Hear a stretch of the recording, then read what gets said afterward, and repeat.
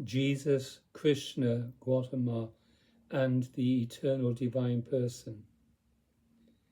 Jesus, Krishna, and Guatama were three famous individuals who, like many others, enjoyed an extraordinary degree of self-transcendence, or transcendence of their own person or body-mind, through devotional, mystical, and intuitive self-sacrifice into the eternal divine self and person, who is God and truth.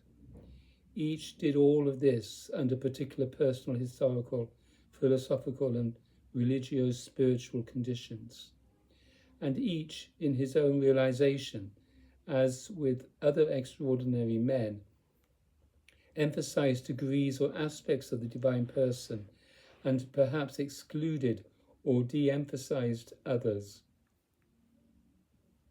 The later followers of each of these individuals equated their master with the divine person, not only mystically and ritually, but also exclusively, almost literally and in fact. Thus, historical, threshold personalities and their cults of limitation have been superimposed on the purity of the living God. We must see all such individuals and ourselves in the light of truth and serve the way of truth itself, most directly and purely and in good company.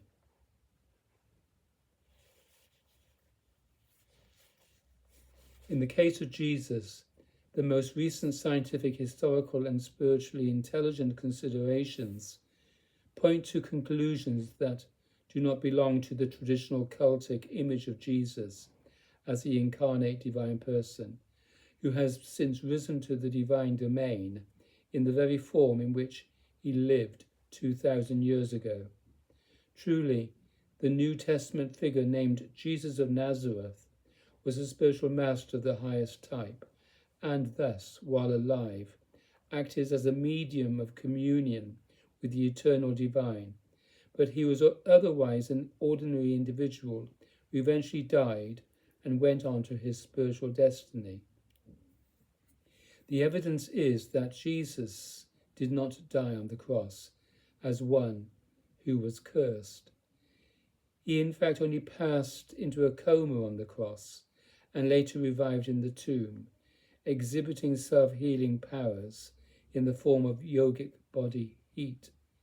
The relic called the Shroud of Turin bears this out. Thus, he did in fact appear among his followers in his ordinary human body and not in a light body, and he apparently fled from Israel shortly thereafter. There is some historical evidence that he later appeared in India, where he died, in Kashmir. A tomb that testifies to this exists in Kashmir to this day.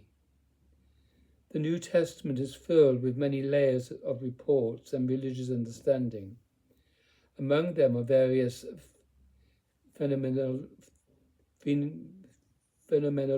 reports, such as healings, the transfiguration, the experiences of the disciples in the upper room, and even the ascension, that are indications of the esoteric teachings of Jesus. Those teachings were not unique. They essentially correspond to the mystical and yogic teachings of fifth stage masters everywhere in the world.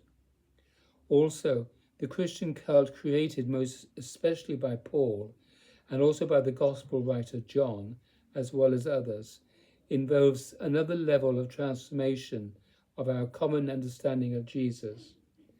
It is in this cult that the ascended Jesus becomes exclusively equated with the divine person, the eternal first man, the head and source and creative word of the world creation.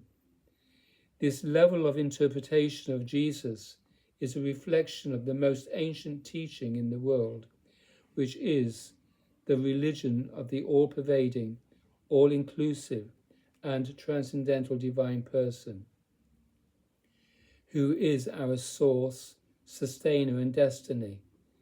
That religious and spiritual teaching is found all over the ancient world, and seems to have its primary and purest origin in India. Krishna and Guatama were also two historical individuals, mortal in their human forms and immortal only in the eternal God, and their cults have also transformed them into exclusive, ultimately ascended manifestations of the eternal divine person.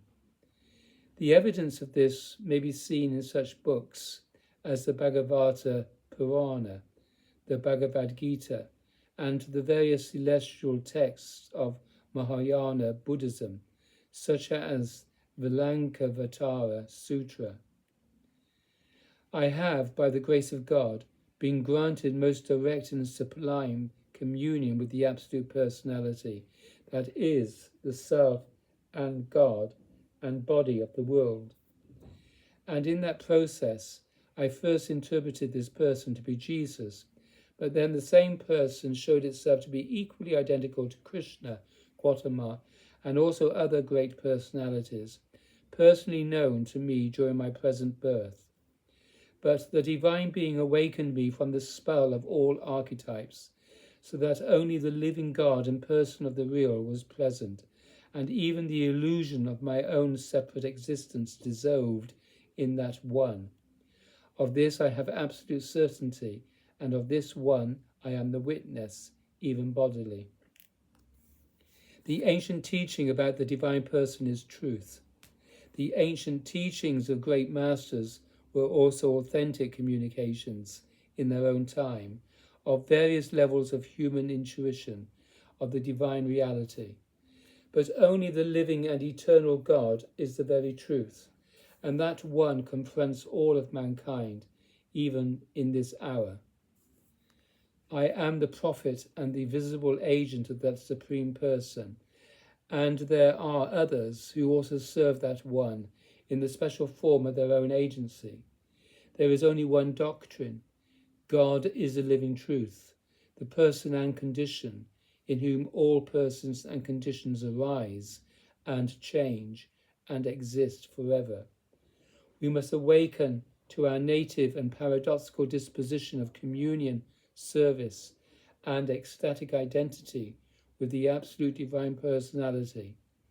Then we are drawn out of the self-possessed illusions of our mortality, and we are translated into the divine domain, the eternal disposition that transcends all conditional worlds.